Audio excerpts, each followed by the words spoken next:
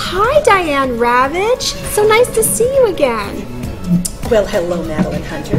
It's great to see you.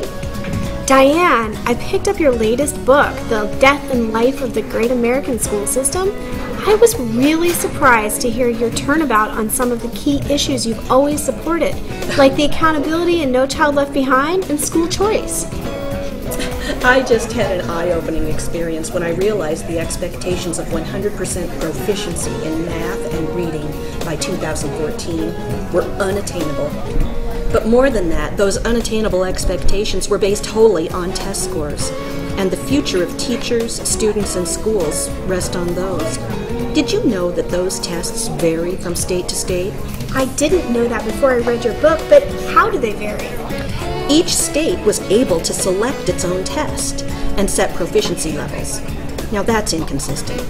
The National Assessment of Educational Progress scores have revealed the weakness of this approach over time, and some of those test scores are outrageously low. You've always been about consistency. That's right. I supported Edie Hirsch's core knowledge curriculum in the beginning. Students are not well served if they aren't exposed to the most important facts and concepts of our time. Which are, what about multiculturalism?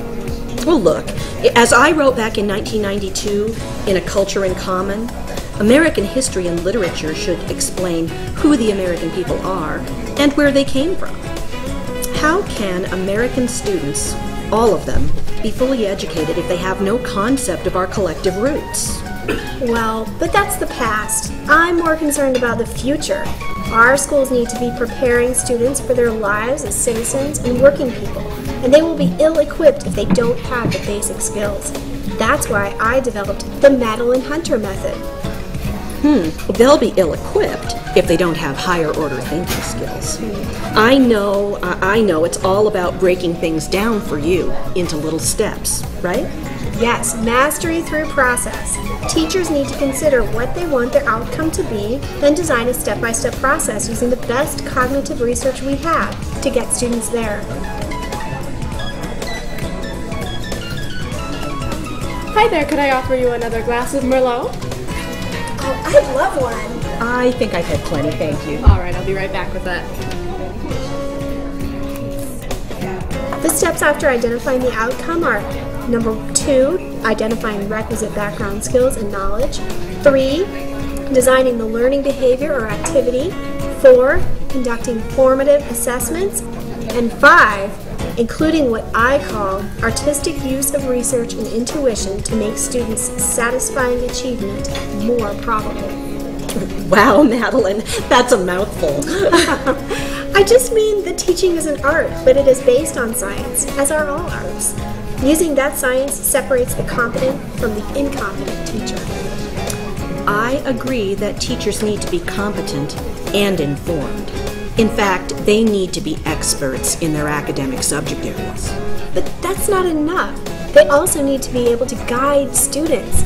Without guidance, practice, and feedback, praise, prompt, and leave, how can we know if they're ready for independent practice? On a larger scale, isn't this the same kind of guidance we need to give students all through school so they can be independent in the world? But you're assuming that the curriculum should be guided only by skills that students need when they become adults. The training of worker bees.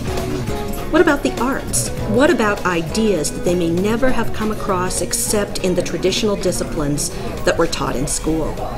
Well-rounded, truly educated individuals aren't simply cogs in a factory that's putting out workers for the economy. But isn't that what we are doing in a simplistic sense? We are helping to develop individuals who are going to become adults in society. It's great if they know about languages, but only if that's going to be useful to them. I'd like to paraphrase Gagne. Students are learning processes such as the scientific process, not mere facts and information pertaining to science.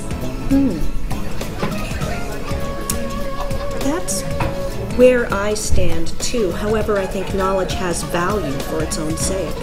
Students should be learning about how to be scientists by engaging in the scientific process, that's for sure. Evaluation of their learning rests on how well they can apply the process.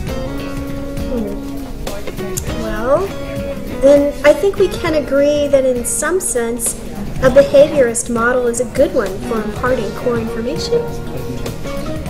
And I can agree with you that behaving in the way a professional scientist or mathematician or historian behaves is an important part of mastering a discipline.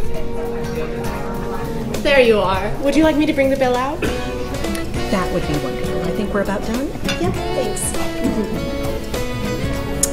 I have an idea. Let's start a school together, one that meshes my pedagogical approach with your content approach. That's an idea. Our curriculum could blend traditional scholar academic material with behaviorist classroom principles. I know you're against charter schools now. Could we just make it a private school? Let's see what the future brings. Some of the biggest threats to good charter schools are unions and privatization. I think we could avoid those problems by setting up the school to make sure we have good instructors. All using the Madeline Hunter method, of course, and they'll do really well on tests because they'll be instructed in the most important disciplines, ones that will help create excellent citizens.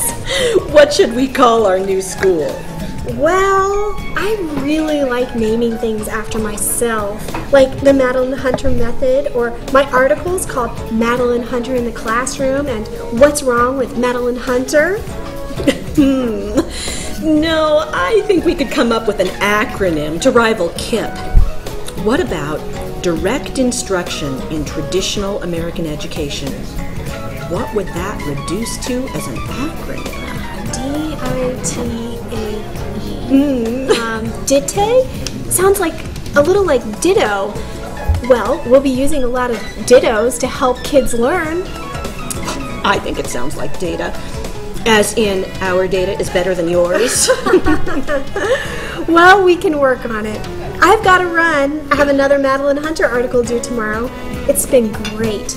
Let's work this out some more soon, Diane. Yep, thanks a lot. We'll talk soon. Bye-bye. Okay.